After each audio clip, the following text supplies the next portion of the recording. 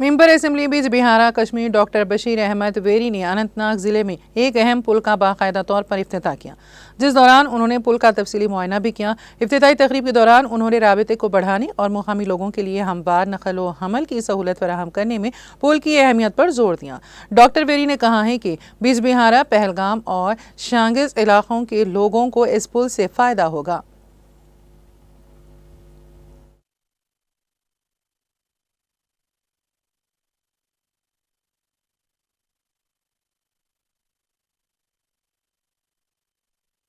سب سے پہلے تو میں اللہ کا شکر گزار ہوں، اور اس کے بعد ہمارے اشفاق صاحب ہے، ایس سی صاحب ہے RNB کے، پروجیکٹ کنسٹرکشن ڈویژن کے ہمارے عاشق صاحب ہے، اور یہاں پہلگام کے شہجان صاحب ہے، اور ان کی پوری ٹیم، RNB کی ٹیم،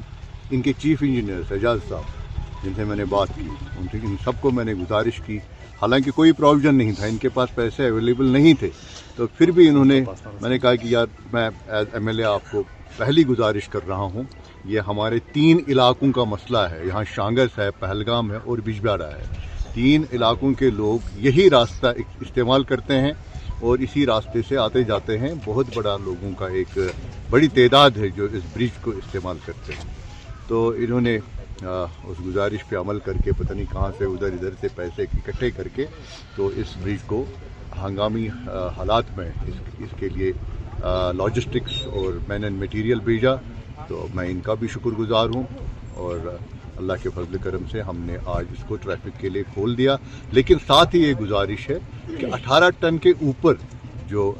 ڈمپرز ہے یا گاڑیاں ہیں ان کے لیے گزارش ہے کہ وہ اس برج کو استعمال نہ کریں جب تک کہ جو ساتھ میں ایک نیا برج بن رہا ہے وہ جب تک تیار ہو جائے۔ اگر وہ